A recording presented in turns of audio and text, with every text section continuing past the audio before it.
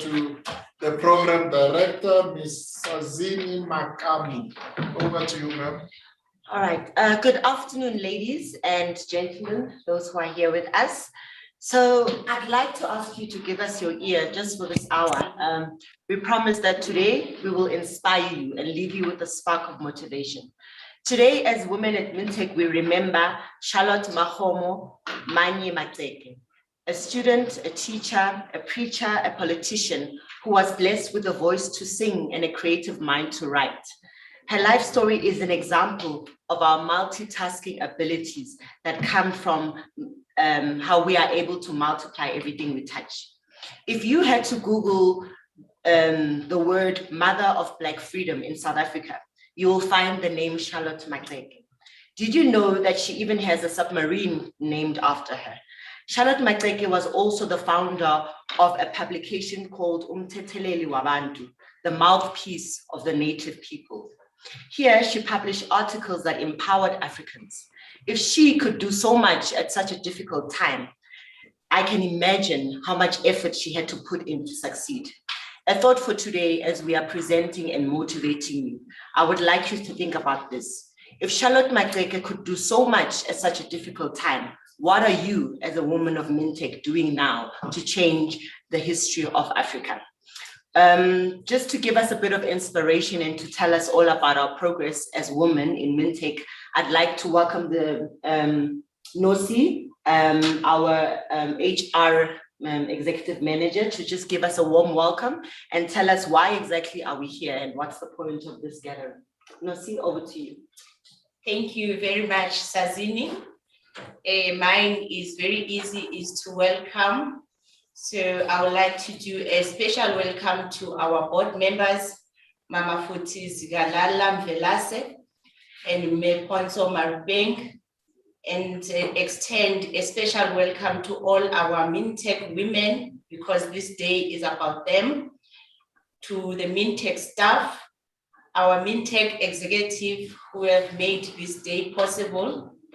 I believe also we have staff members from the Department of Mineral Resources and Energy that are joining us. And we have staff members from South African Diamond Precious Metals Regulator who have joined this occasion. I would like to welcome you all. Our theme for this event for this year is Own Your Career Path during COVID-19.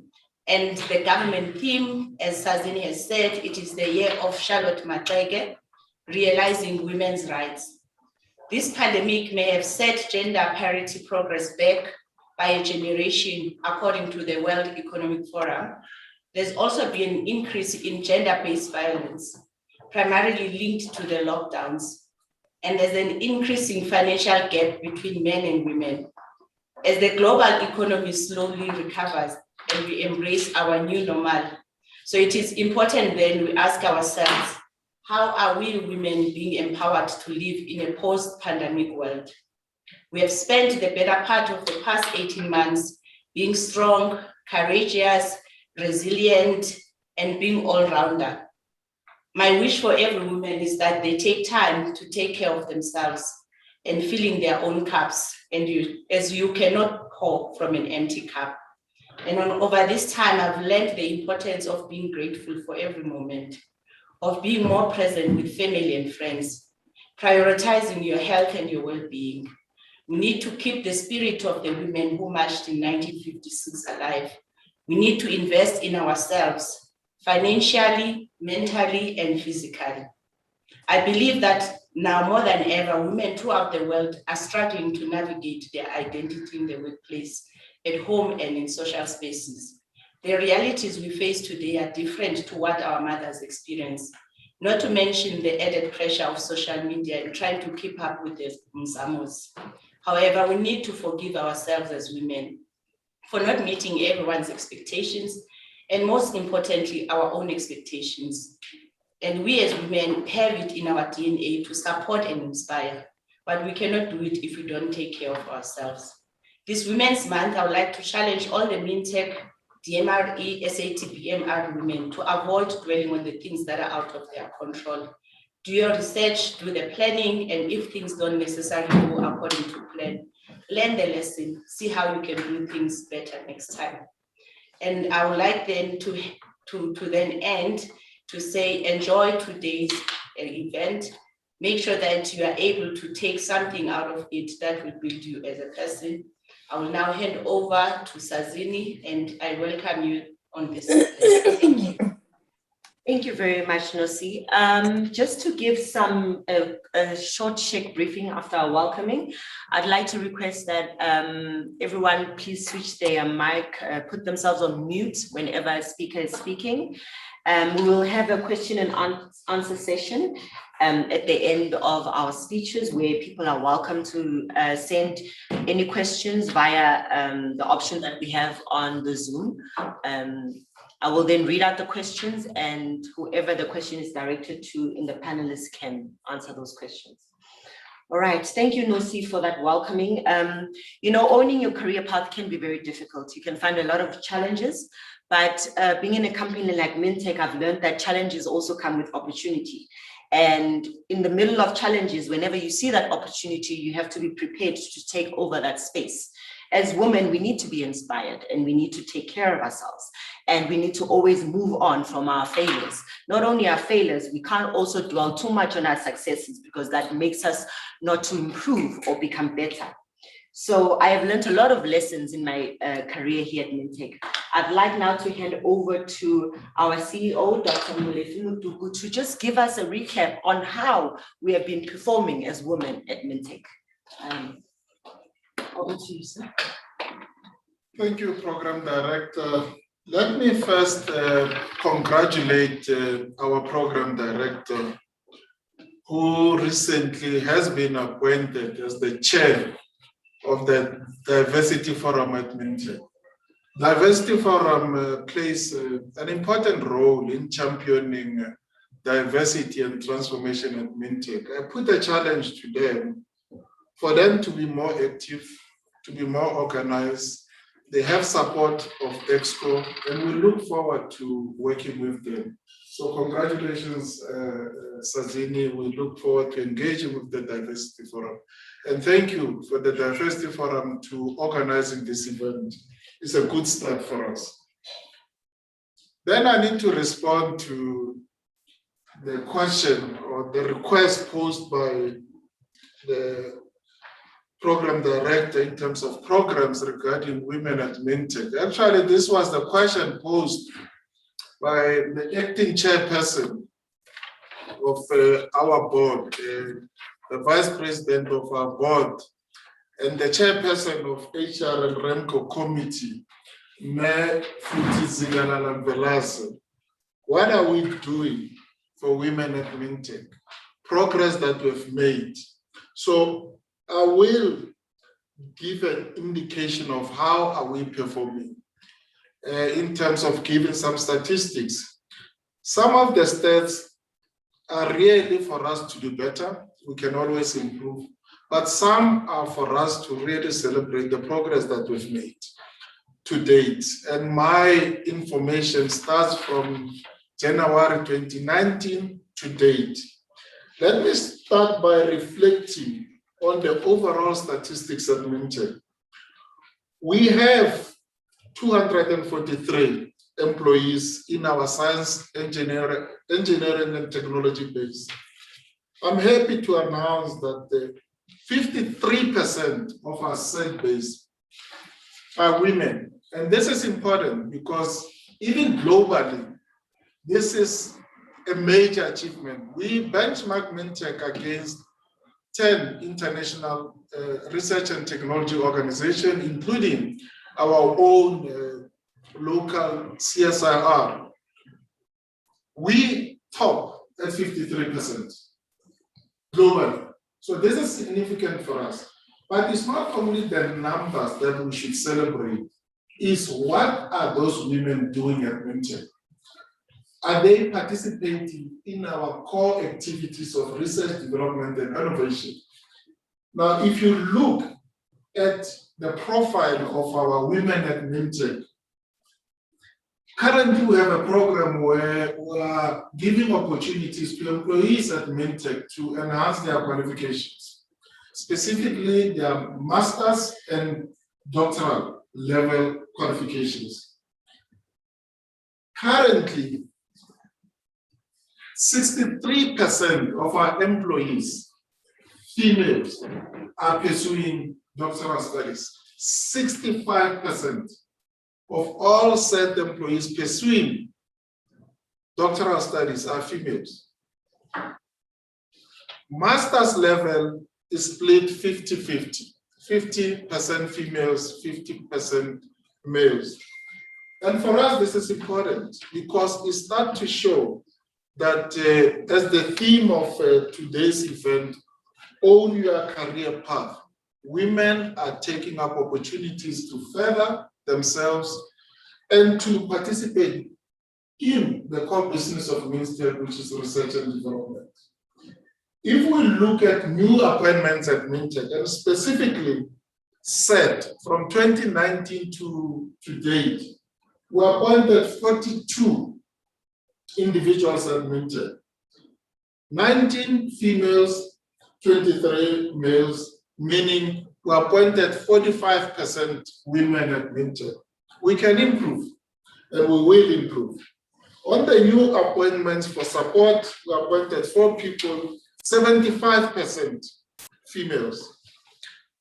Then we promoted individuals during the course of 2019, 2021. We promoted 17 employees at Mintech. 53% were females, 9 out of 17. But what is important for me is, do we have enough women participating in research? We have a program where employees apply to get funding to do research. I'm happy to announce that last year we had 77 projects funded to a tune of 84 million. Out of 77 projects, 53 were led by females, meaning 69% of our projects last year were led by women. Out of 84 million, 59 million went to research led by women at Mintech. That's significant. I thought I'll give a speech, but I believe numbers speak volume. That's why I'll stay with the numbers so that this cannot be disputed. Sometimes people dispute numbers if they don't favor their story. To date, 2021, we have 120 projects supported by ScienceVote. 73 of those projects are led by women, meaning 61% of our current projects are led by women.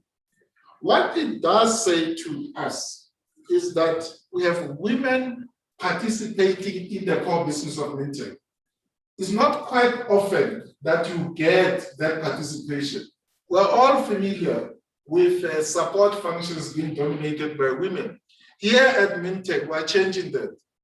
We're saying we need more men in support functions and we need more women in our engine room, which is championing and leading research. What it does mean significantly for us is that the contribution to knowledge and to scientific outputs is led by women.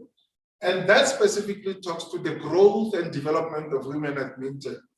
I don't need to say more, that even in our other institutions where we are told women are in science, engineering, and technology areas, it's not quite often that they lead research. They are principal investigators, they are chief investigators. Sometimes, quite often, they play a supporting role. So the numbers that I've indicated is when we're talking about people being principal investigators, being chief investigator, leading the research itself, the direction, the execution, and output of those research.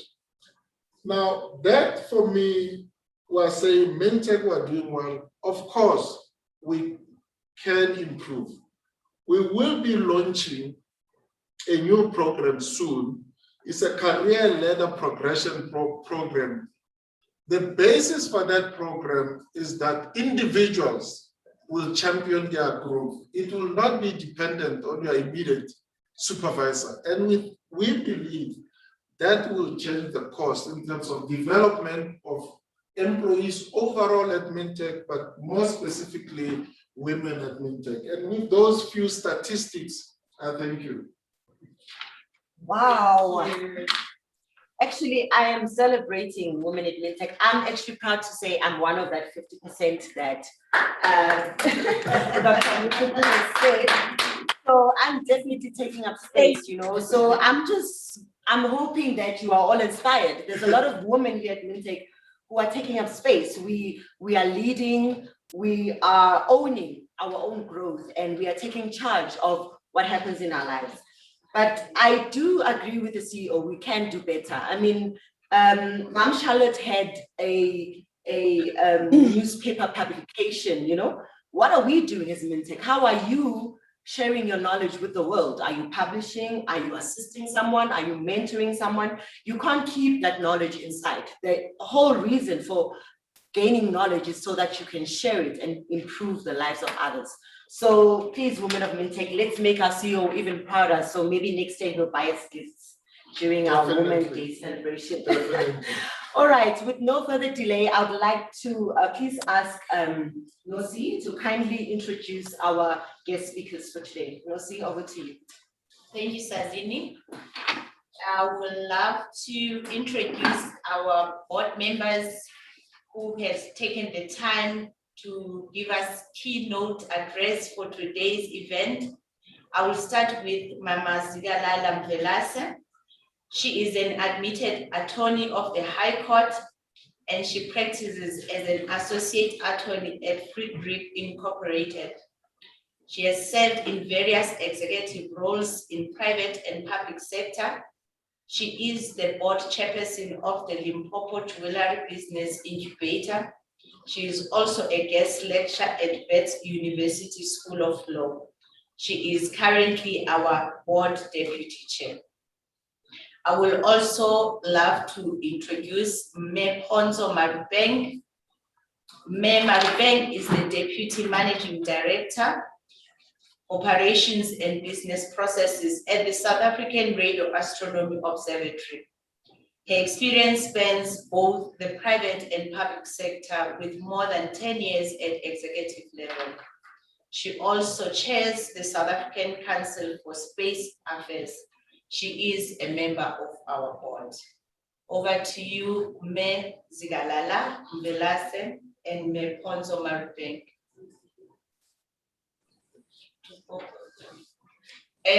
We'll start with you, Ponzo. Okay. I didn't want to make assumptions. Can everyone hear me? Yes. Yes. Yeah. We can also see you. Can see you in Dubai.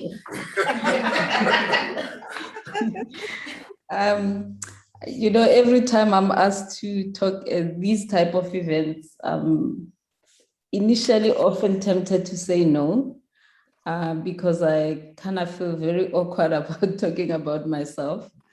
But then I think about hearing other people's stories and how it influenced, you know, my growth over the years. And I guess in the end, I end up doing it mostly for that, that perhaps something I say today, you know, allows somebody to do something that they've been scared to do. So I kind of have what I call random thoughts today that I want to just touch on. And I have kind of a few slides, but this is just so that you guys can keep up with where my random thoughts are taking me. I don't know if I'm able to share. Am I? Okay, let's see.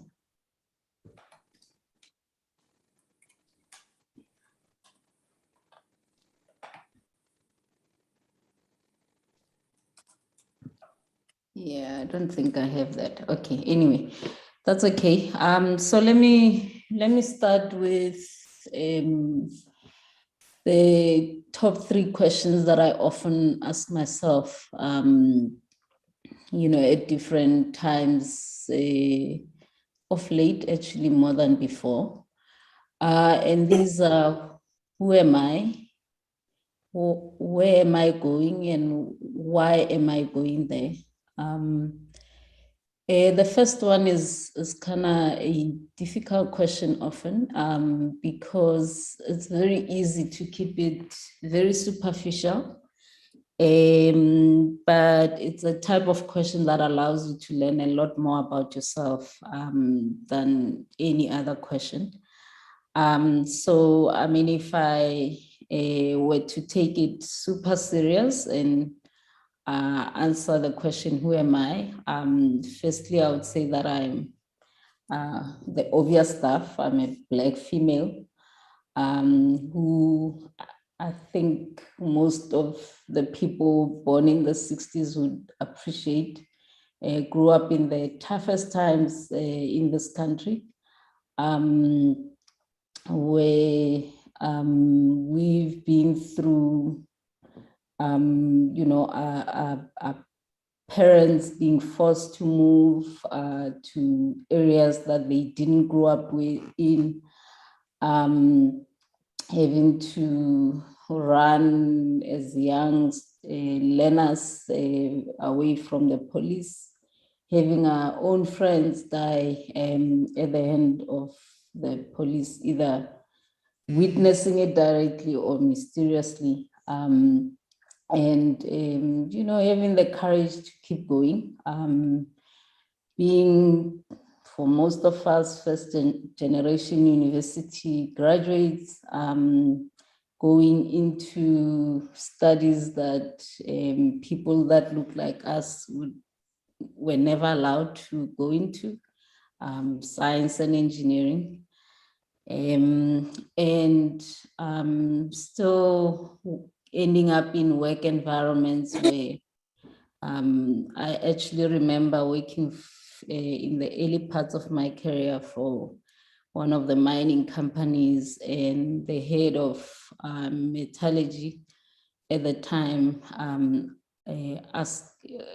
welcoming the new graduates to the company and saying he still does not understand why women are allowed to study engineering.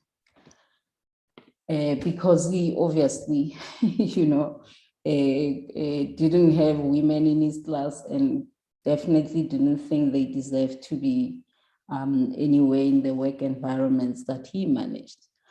And I think that acknowledging all of that as part of who am I, and understanding that I can carry all that baggage with me, or I can keep trying to do things no matter how hard it is to do, because I know I've done them before and gotten through it and didn't die from trying, even as you had to jump through hoops, understand when a no is a real no, and when a no is a maybe if I'm not looking, you can do it kind of thing,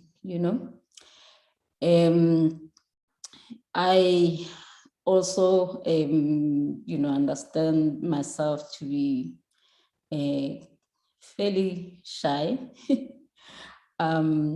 Yeah, most people don't believe me. Also, never scared to try anything except, I would say, bungee jumping or flying out of a plane. I'm never trying that, absolutely not. But still realizing that I'm flawed, very impatient at times. I'm quick to judge people who are disrespectful. I am maybe sometimes a little too tough, and have had to learn how to be softer, because the toughness also sometimes comes from the environment where your life was shaped, and that, you know, the circumstances I've described go into that a little bit. Where am I going? I sometimes don't know. I joined Serao 5 years ago, and I would say about 6 months in, they had these appointed coaches to work with the executives. And I kind of knew that I needed it because prior to that, I'd been a CEO, I'd been an executive that reported directly to a board, and now I was still in a, I would say, executive role, but you know, our organization falls under the NRF, so we, even as executives at this level, don't really interact directly with the board. So it's a completely different kind of circumstance in terms of, you know, being able to influence the broader NRF organization, but also just getting things done. So it's a completely different environment. And I remember this coach saying to me, so where do you want to be in 5 years? And genuinely realizing I actually don't know. And at that point, I don't even think I cared much, right? So I think if I honestly answer the question, where am I going? I would say that it is anywhere where I can make a real difference. I, you know, have been fortunate never to take on a job that I didn't think I could make a difference in. Even as things were difficult at times, I think I've always found a way to really make it meaningful for me. When I worked for the Department of Science and Innovation, now at the time it was Department of Science and Technology. I remember attending some international leadership program, and they were talking in the class about retaining balance, you know, between professional and personal life. And I, you know, so asking each individual what their views were on that. And I remember being very certain that what I was doing was completely linked to what I want to achieve on a personal level, because I was influencing the science system of the country so that my daughter and my niece, my nephews can live in a country where they can become anything that they want to be. And therefore, what I did mattered just as much as you know, being able to provide for them. So I think having the opportunity to have that level of connectedness to what you do is unique. And I would say for most of you, think about, you know, what you do within the context of what it provides beyond just for yourself, because then it completely changes how much you care about getting it right. Regarding why I'm going there, I guess I'm at a time where, you know, the why is just as important. You know, it's not the same as when you start your career and you still have 10, 15 years of wanting to be a CEO or own your own company, or having some other leadership role. And I think that being able to evaluate this question at every different opportunity you get is really important, because it helps you determine whether whatever decision you make for your career is actually going to help you get to where you intend to end up. So I think the why is really, really important. I go to places, as I said, where I think that I can make a meaningful impact.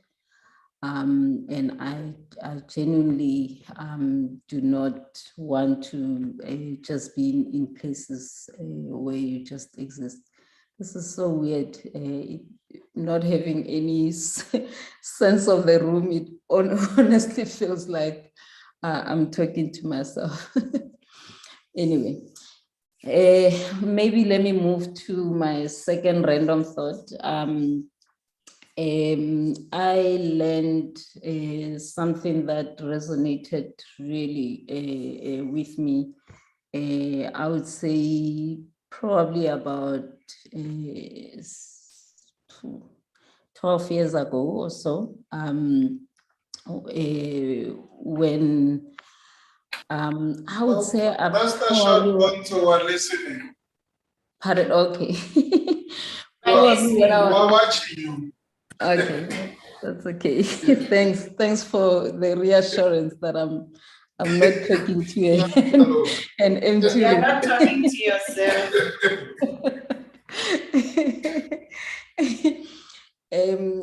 I learned this concept about leading from inside out. I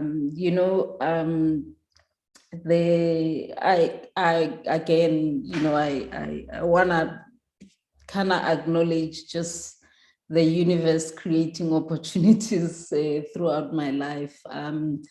In my very early career, I think I was a supervisor at like 23 years old or something like that. And that was really because of where I was and having some people that really, really believed in my abilities. And at the time, knowing very little about, how to lead people. But when I learned this concept of leading from inside out, I actually was amazed at how much it resonated with how I want to be in any leadership role that I'm in. And it talks about leadership being courageous, having authentic influence that creates enduring value. And this applies whether you are in charge of people or not, because then it has nothing to do with what you do to people. It's about how you are when you interact with other people. So there's three principles around this concept of leading from inside out. It is courage and authenticity. So having the courage to be your whole self, complete with strengths, vulnerabilities, differences, and having the courage to show up with openness and integrity. It is especially, and I'm going to be completely honest here, when you are a Black female who's worked in a predominantly male-dominated, white male-dominated environment, it is often really difficult to show your vulnerabilities and acknowledge your differences. I still have it here. So in our EXCO, there is 4 white males, 1 colored male, and I'm the only female and a Black female at that. And in meetings, I often have this, people are talking and I'm thinking, how come I don't understand this thing this way? And there's often the temptation to not say anything. And I have learned to be able to really listen, because initially I need to understand why my view is so different to how this topic is being discussed, and being able to show the difference that I bring without being confrontational about it. Just, I don't see it this way, and here's what my view is. And believe me, it's not often that actually is heard, and it's okay. You know, as long as I know that I had the courage to say, this is how I see this, no matter how vulnerable it makes me. Because one thing about sometimes having a different view to everyone else in the room, you often sometimes get the sense, I'm sure it can't be right. My view can't be right. How come nobody else sees it this way? But, you know, just understanding that sometimes just have the courage to say it, because that's really shows your ability to be open, even in situations where you might not get the necessary support. The next one is around, you know, influencing based on very purpose-driven communication, that just inspires people to do what is genuinely important and meaningful for the long term. I work with a fairly young, one of the divisions that I manage, a fairly young team, and their role is to work with small businesses in the Karoo. I don't know how much you guys know about a lot of the towns in the Karoo, small, high. You know, if we say that the average unemployment in the country is 38%, that a lot of those towns are at least double that, and hardly anything around except, you know, one of the only major billboard you see is the SASA billboard, not even the Coca-Cola billboard, which you should find in any small town. And that's how impoverished those communities are. And I am always grateful that these young people are selflessly doing everything that they can to help empower those communities, because it's meaningful for them in the long term. It's not the easiest thing to do. Often, even from our own organizations, there's roadblocks to get it done, but they courageously do it, and because they know that they have the support that they need to push the boundaries and do something that is meaningful for them. The third one is around value creation. You know, it's probably not the easiest thing to think about value when you're not thinking just about yourself or, you know, your people that you care about. And you know, if you look at how often you have to make decisions, sometimes that are maybe don't completely serve you, but are better for either the team, the organization, or the community in general. You know, it's just getting the right balance around, you know, is this, you know, what I'm doing now, or what the decision that I'm making really driven by creating value just for me, or the multiple constituencies that we all serve at any given point. And I think that I have found that if, you know, the decision that I take is driven by creating value for more people, that actually it makes me a lot happier, and I feel like it creates a more enduring performance and contribution, and just leaves you a much more wholesome person going forward. I can't remember how much time I have. In indication, 2 minutes, 5 minutes. Should I just keep going? Okay. No, you should wrap up. We have about a minute left. Oh, okay. Yes, that's what I wanted to understand. Okay, so lastly, so what are the key things that keep me going? And I'll send the presentation to Eva to distribute because for some reason I couldn't share it on the screen. So what are the things that absolutely keep me going? One, absolutely important, is say yes. I often find women in general, we are really scared to say yes. I have said yes so many times and walk out of that room and I think, what have I just done? And I often, those ones that, the yeses that scare me the most have actually led to the biggest growth. Not as in you get promoted, but I have learned the most from, it has opened a whole lot of other opportunities. And I think that the more you start with yes, before you say no, you will be amazed at what it brings to your life. The other thing is live for today, this day, here now. The one thing that we have a problem with now is there is so much a distraction around us. Even as you're sitting in the meeting, people are watching, looking at their laptops, at their phone, everything else, and we miss out on so much that we could be experiencing because there is just so much going on around us. So when you are in a moment, especially things that you absolutely enjoy, make sure that you are there fully.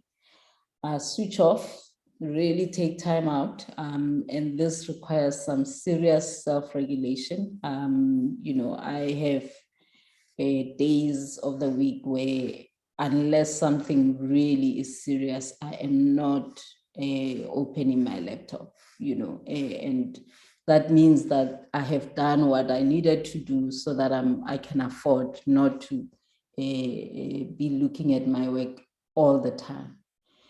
My favorite one is being rationally optimistic. Our country is going through a lot, but I can't help thinking about, how wonderful it is to live in this country, and that, while there's a lot to do, there is also just, the need to be aware of, making a difference wherever you can. So this is not about ignoring the things that are not going right, but not dwelling so much on the negative that it brings you down completely. Just two more things. Do something that you love, that you truly love, at least once a week. Do it for yourself, by yourself even. Don't create that space to really enjoy life, the things that you really enjoy in life. Try new things all the time, whether it's just using a different route, talking to strangers, eating things you haven't eaten before, being curious about how things work, what people do. I really think that those are some of the things that absolutely keep me going, and are necessary to sustain, our growth in the long term. One last comment. This quote I really like from Hannah Senesh. There are stars whose radiance is visible on earth, though they have long been extinct. There are people whose brilliance continues to light the world, though they are no longer among the living. These lights are particularly bright when the night is dark. They light the way for mankind. Be that star that even when people don't notice, you're actually making a difference. Thank you. Thank you very much, Ms. Bonzo. Over to Ms. Zikalala.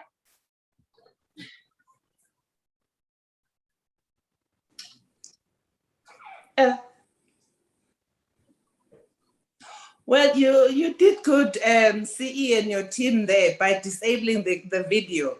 That's a good thing. We can carry on and talk. Now, good afternoon, CEO. That's a fantastic thing. Okay, the host has decided to, let me. We want to see you. Well, thank you very much. And I am just, I am awed by the number of things that both my colleague Ponso and my other colleague, the CEO, have said, as well as you young ladies. But also just to say thank you for not forgetting this important celebration. I mean, it's important to celebrate women.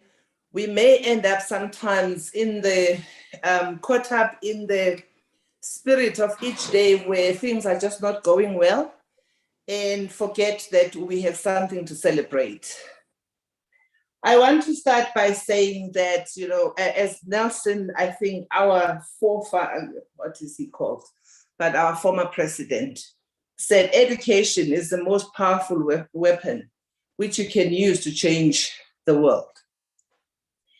I'm starting there because when I look at where we are and what we are doing at Mintech, I just see a university in a workplace. I see universities in a workplace where so many young people, and not so young, but so many young people are engaged in education in one area or another. It may not necessarily be in science, engineering, and technology, but so many of our, women and young people, registered for doctorates, for master's degrees, and for any other degree. It is such an important thing for us as individuals, but also as communities and as our country. Our country needs us to have as much education as we can because we've got to change it for the better. We've also got to contribute to the change in the world. Without education, we will not know. Just listening to Ponso and, sharing about her life and things that happened to her. Some of these things, Ponso, you would not even have been able to get to that environment where you find yourself as the only maybe, or among the few Black women, had you not, you had the education that you have, and therefore the opportunity to be exactly where you are and where you are still going to grow, to be in the future. So I do want to applaud, the company, but applaud each and every one of you who has taken up this call to go all out and get even more educated while you're already, but get even more educated. It is all for us. In our times, well, maybe not, but sometime before, we were expected to be nurses and clerks and what else, and teachers, and maybe police officers, maybe particularly men. But we broke through that ceiling, and this is where we are today. There's a booklet that I saw, which the CEO and the team prepared. It's on, the people, the young people that are doing these doctorates and master's degrees. It just warms my heart to see that so many of our people in this country at this time are so much into education. I just wish you, CEO, and the entire Mintech family, even more success as we go along, because we have no choice. We've got to go further. I don't have the numbers, but I know that we have this body of really highly qualified women, and it's something to celebrate, and say we've come this far. It's not been easy, but we did it, and we're doing it. And through the encouragement, I am not bringing in men early enough, but through the encouragement and the leadership of many of our leaders who do happen to be male most of the time, not all the time, we appreciate the support, that we've, received, as well as just that leadership that has brought us this far. I've had to, I have in the past, been quite close to some of you through the work that I've done before, like in Diamonds, North is sitting there amongst yourselves. I've traveled with her throughout the world, where she presented on diamond analysis at world stages, and you're sitting there, you're looking at, a woman from South Africa presenting on this, and people sitting back and listening. This is what it's all about. We want, whatever knowledge we have, we want it to grow, and we want to impart it and share it with the world, and not only among ourselves, but the world to know that we are a formidable people and a group of people as the women and also men of us, of our country.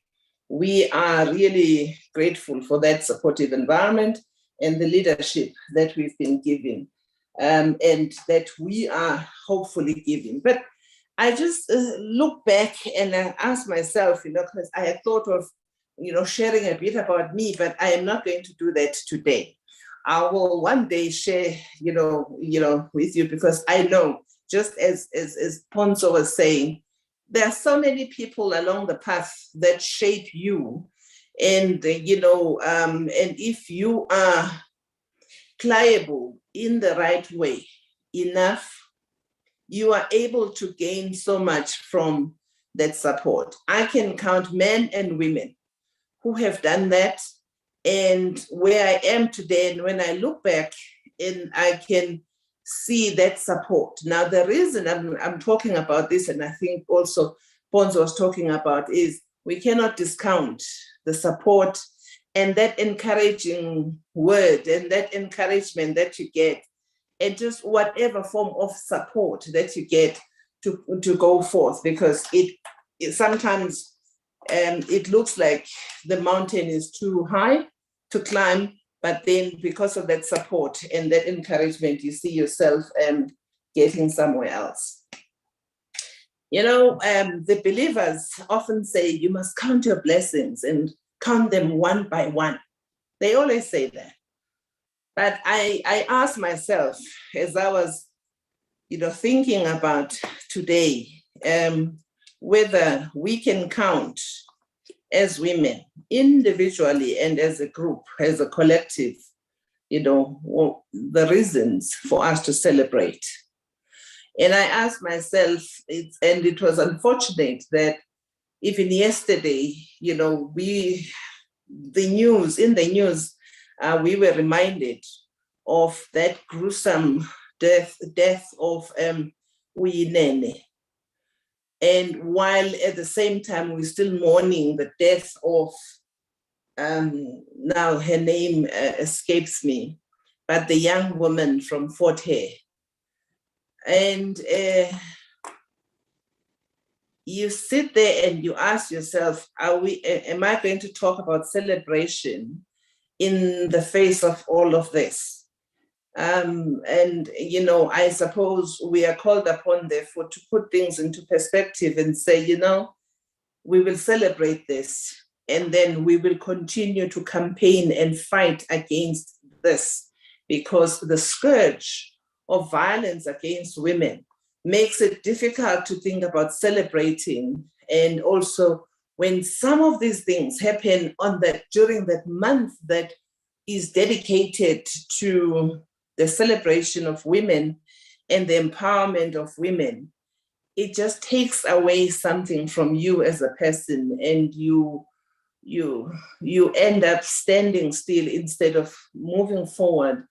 But I don't want us to dwell on that. I just want us to internalize the fact that we have such a huge fight still in our hands, and we need to fight on as women. Only last week or the other week, the Minister of Police released statistics, and I think there was a number like more than 10,000 rapes were reported in a space of 3 months. And you think about this and you ask yourself, 3 months, 10,000? where they all even reported, even if they were all reported 10,000, it is such a huge number, when something that should not even happen has happened. But it's something that we still have to fight while we celebrate what we're celebrating, but we still have these campaigns and these fights in our hands, these battles that we need to take forth in order to make the lives of women safer, the lives of women to thrive, as well as the future generation of women, but also the future generation of men and current generation, really, that they need to understand that while we fight in the workplace, maybe also in the home, not fighting, but while we debate, we engage, we disagree, it is not about, disrespecting anybody, but it is about us asserting ourselves and saying, but this is what I want. This is what I have set myself out to get as a person and obviously as a woman. And so if therefore I put that across, I should not be seen as being a target for attacks and for beatings and for killings, because I'm merely stating what I need to see happen in my life, knowing that life, we only have one. This is not a rehearsal. So we do have a lot to celebrate in spite of this. And we also want to celebrate the fact that we have a voice to even talk about these matters without feeling like we could be arrested. There was a time when you said something against the state, you could be arrested on the spot. But now we are able to tell even the president of the country or all other leaders that these things have got to stop. So help us, make sure, through your leadership, that you address issues such as this, particularly as they negatively and dangerously and affect women. So it's something that we still celebrate that voice that we have it, but we also celebrate the freedoms that are enshrined in our constitution. That it could be a free right to freedom, the equality. Just that right that we need to be treated equally. And when the CEO was, presenting on the numbers and talking about the contribution and the allocation and the participation, allocation to women and participation of women in projects, it shows that there is so much work that our company, at least, has done and is doing towards ensuring that women actually shine where they're supposed to shine and where they're contributing and where they're supposed to contribute, they're encouraged to do so.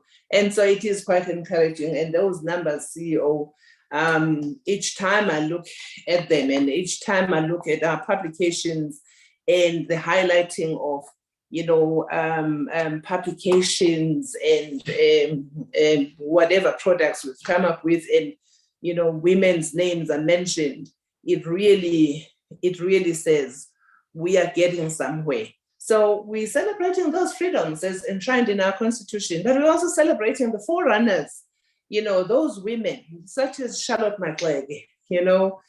Each time I read about her life and I think about the times that she lived, and being outside, the country and doing all the things that she did,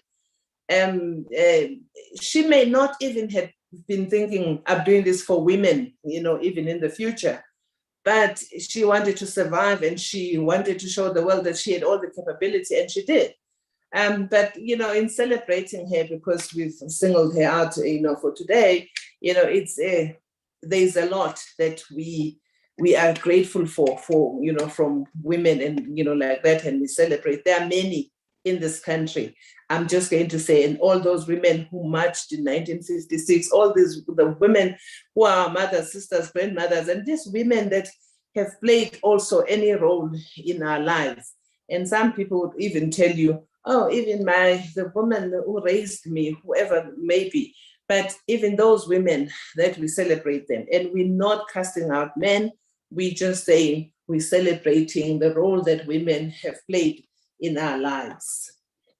When I look at our program director today, and the first thing that I noticed was her kopdoek, okay. And I remember when I was as young as she is, and probably I was still going to get married. And one of the things that were occupying our minds was we didn't want to wear kopdoekies. Now, there was a reason for that. It was because it was dictated to us that this is how you're going to dress up. And so we decided that it's not going to happen. And so we didn't do it, and maybe we forgot that at some point we're going to go gray on, on our heads, and we'll need to hide the heads. I don't know, maybe we forgot that part. But what I liked as, in these past 10 years and slightly more, was just seeing young women at universities and colleges, and just younger than them, wearing these kopdoekies out of choice. And people saying, I want to do this. And they actually went ahead. And we didn't stop them, because we could have said, don't do this. This is a sign of being oppressed. Don't do. But we didn't, because it was now coming from their side. So I appreciate what you young women are doing, as long as you define it for yourselves and say, this is what I'm going to do, and it makes sense for me to do. So I think that also what we need to continue to do in our quest to get to where we want to go, because we are not there yet. Had we been there yet, we probably would not need, or maybe we would need a day to celebrate women or a month to celebrate women. We will take all 352 days to celebrate ourselves. But we still have a long way to go. I often say, and I'm saying to us today, that, when you are, whether in the workplace or in your private life, as long as you define what you want as a woman and as a person, but as a woman, and you understand what you want, you may need maybe assistance with some of the inputs as to, how you get there, but you understand what you want and you want to achieve it, that, and you define it, even for maybe your husband or your partners and the family, but also in the workplace, defining, this is what I want, and one day I want to be the CEO of Mintech. That's your definition, and you want to achieve that.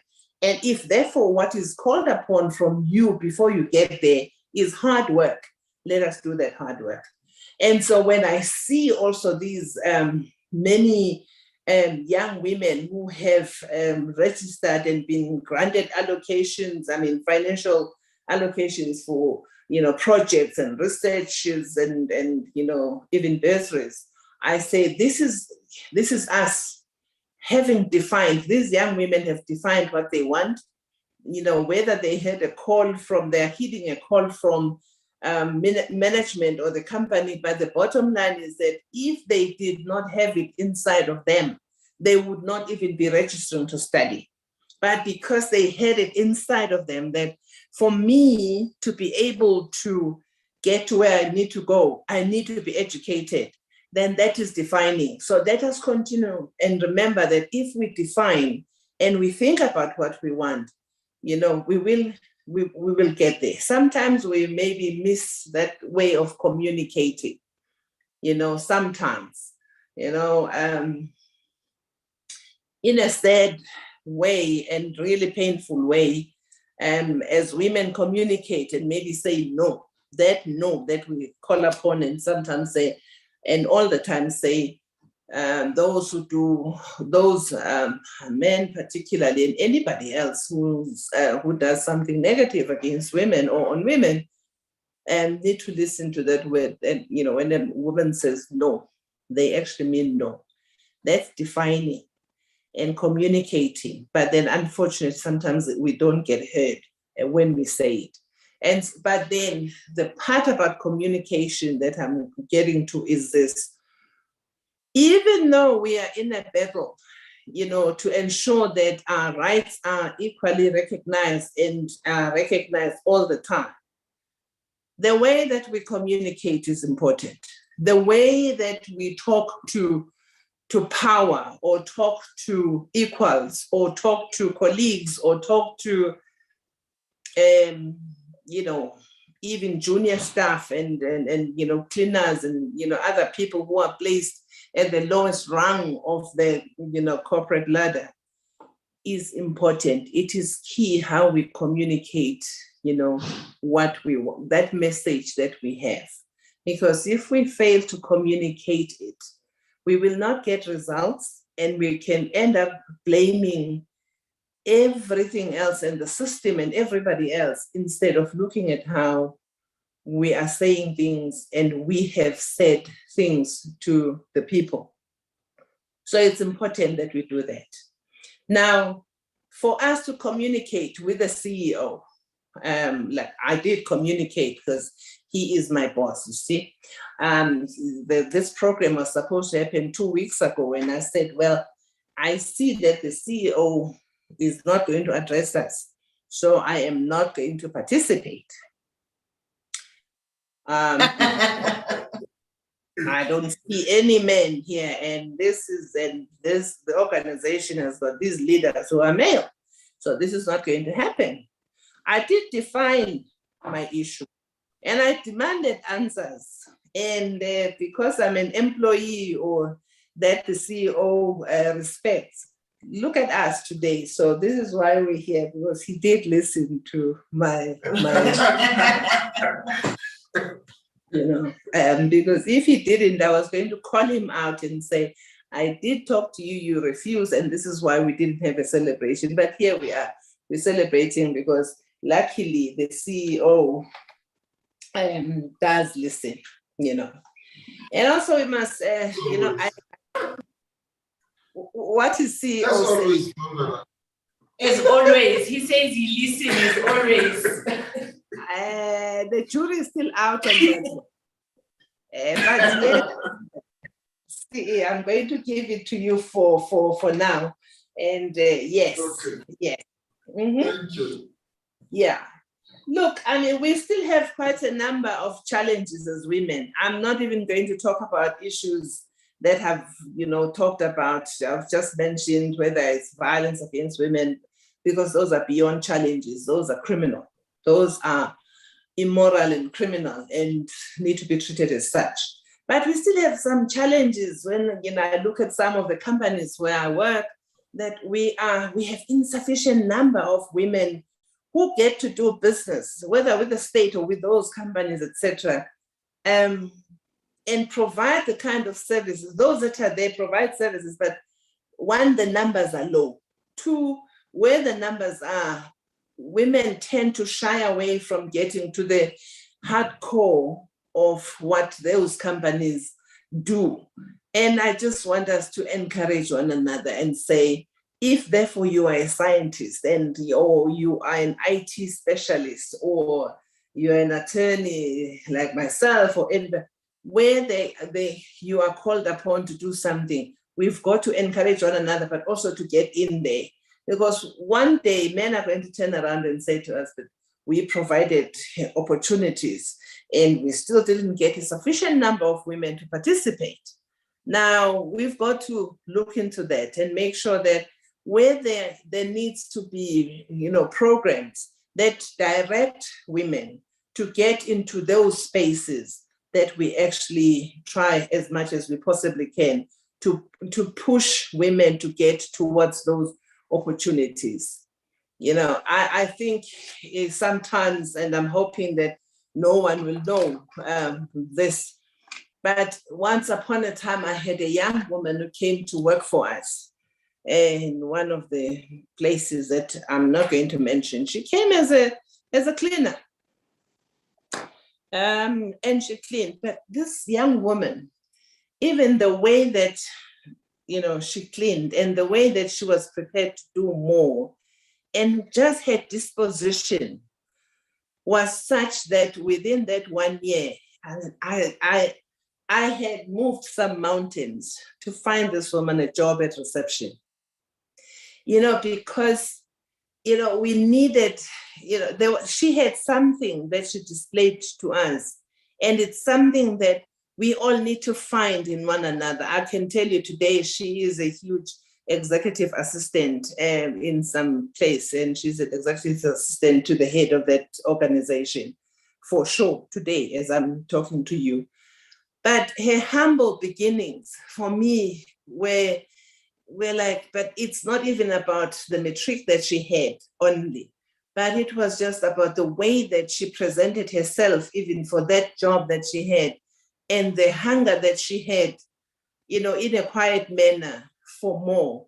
And we were able to identify that. Can we continue? Can we all continue? I know we're all doing it, to identify all of these in women, and where we don't see some of these things, and we'll talk to them and say, can we do better than you like doing? When I was in one of these entities, I would end contracts, even with BE companies, for instance, even with women companies, where they were not performing, right? But then I would sit them down and call them to a meeting and tell them the day that they would come, I would then be feeling not good, because it's not a good thing to do this.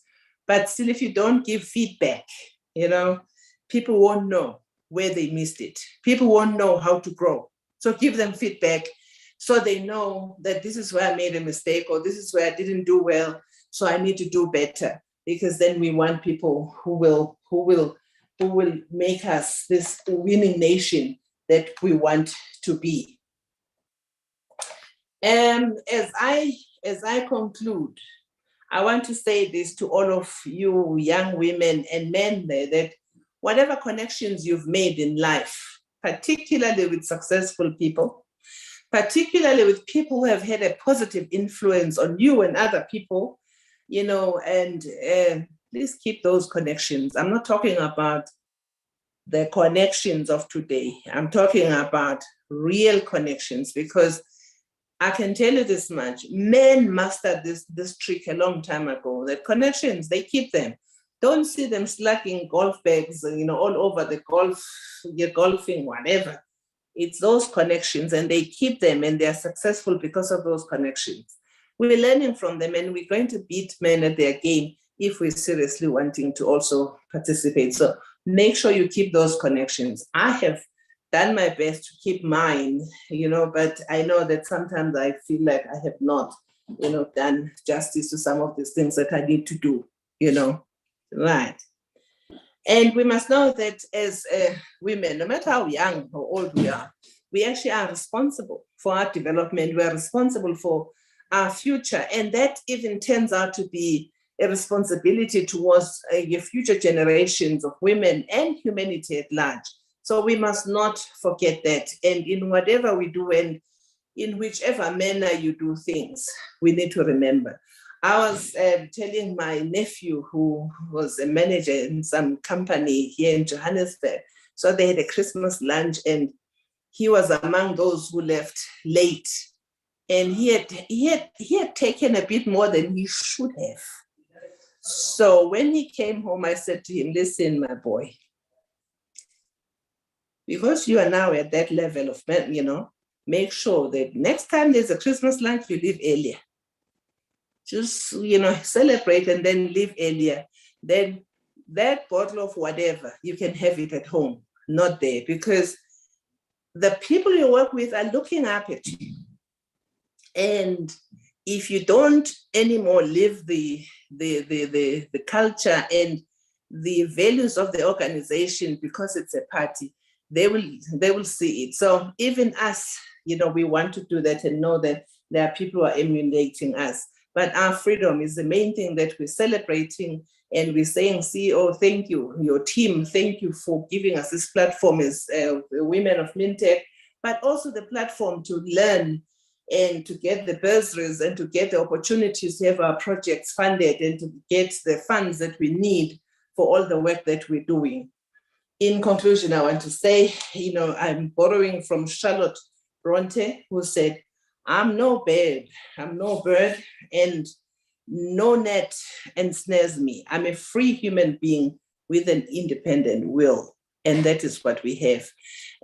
All the best to all the MinTech women and all the other women from the DMR family, DMRE family that are with us today. Thank you very much, and all of the best. Thank you so much. Thank you so much, ladies. I don't know about you, but for me, I really want to climb these ladders that Ms. Futhi and Ms. Bonzo have climbed. And gathering from everything that they've said, it's basically up to you. You need to come out of the box. You need to search for knowledge. You need to be courageous. You need to be proactive. You need to be passionate, and you need to be assertive.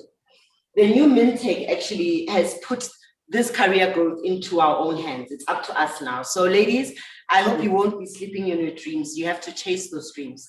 So I'd like to thank everyone before we close for joining us today. Apologies for the late start and the late finish, but I think we managed to keep in track. So just to close, as the new diversity chairperson, I'm hoping that I will have the support of MinTech for us to change this company. It's up to us, it's up to us to be positive. It's up to us to help each other, to encourage each other, and to create a MinTech that we want to work in forever, and a MinTech that our children and our sisters and our friends can work in.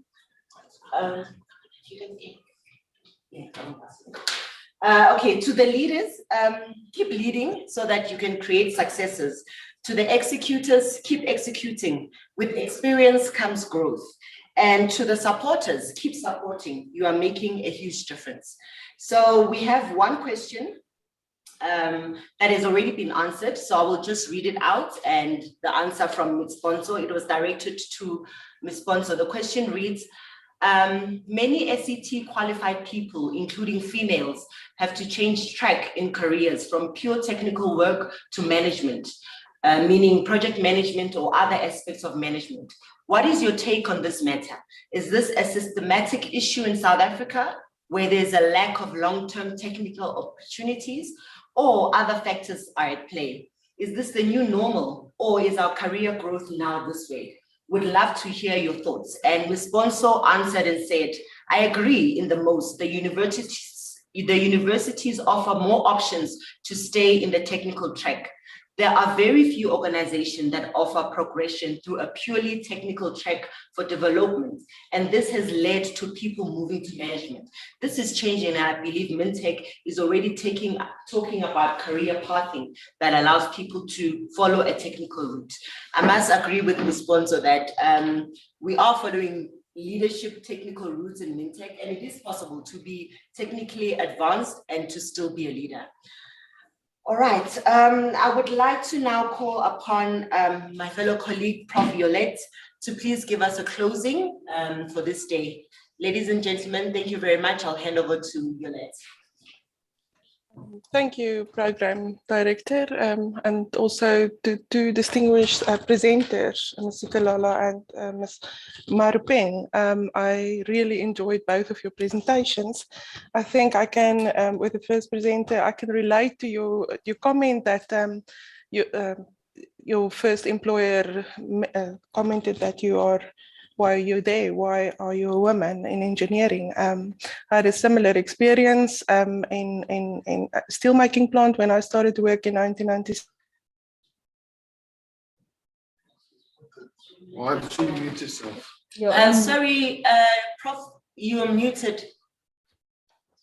Did you hear anything, or should I start from the beginning? No, just the last second. No, just the last 2 seconds. Okay. No, I think what was really funny to me on the steel plant was there was no toilets facilities for female available. So I either had to ask somebody, we call it houkewie for me, so that I can go, or I had to go walk out of the plant. And that is a basic thing. And the world has changed, which is wonderful. I think we are privileged to be in the generation where we are, where people have come before us to basically pave a road for us to really reach our full potential. I love your leading from the inside out concept, Ms. Maruping, and I really want to go and read a bit more about that. Then, Ms. Kilala, I actually met you in 2002. I was then a very young, fairly young engineer. I was doing my master's degree full-time and part-time doing consulting work for Annelien Forshey at what was then Tronox. And there was Minister Minister Mlambo. Yes. Yeah, Mlambo and Luka visited us in Richards Bay, and one thing that I remember about you, whenever I think about you, you have this very strong, tough appearance outside. But there were school kids there, and there was one girl that didn't have shoes, and you bought her a pair, and I'll always remember that. Sorry. I think that is really something special. And well, that's one of the advantages of being female, is that we are very emotional. And I want to close. Yes. Yeah, and we can celebrate Yes. that. It's a good thing. Yes. It's called being human. That's how I respond.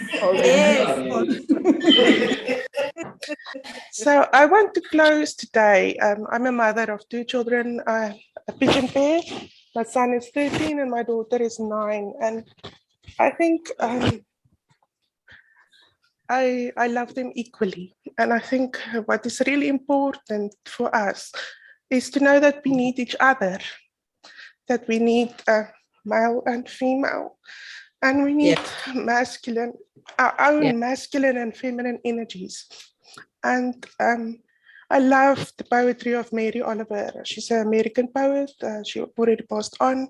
And in this book by Charlie Macri it's one of my son's books, but it is beautiful. I think the 2 images together goes extremely well. And it is that we need to move into our strengths, our masculine and our feminine strengths, to become fully human and really contribute to society in the way that each one of us can and each one of us have to.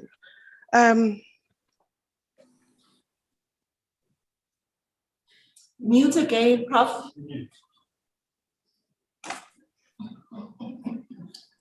There you go. Stop.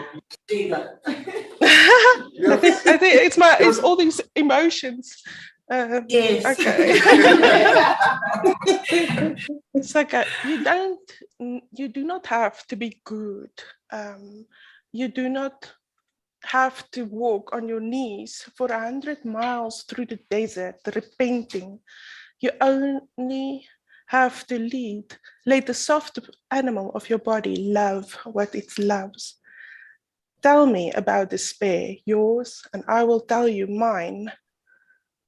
Meanwhile, the world goes on.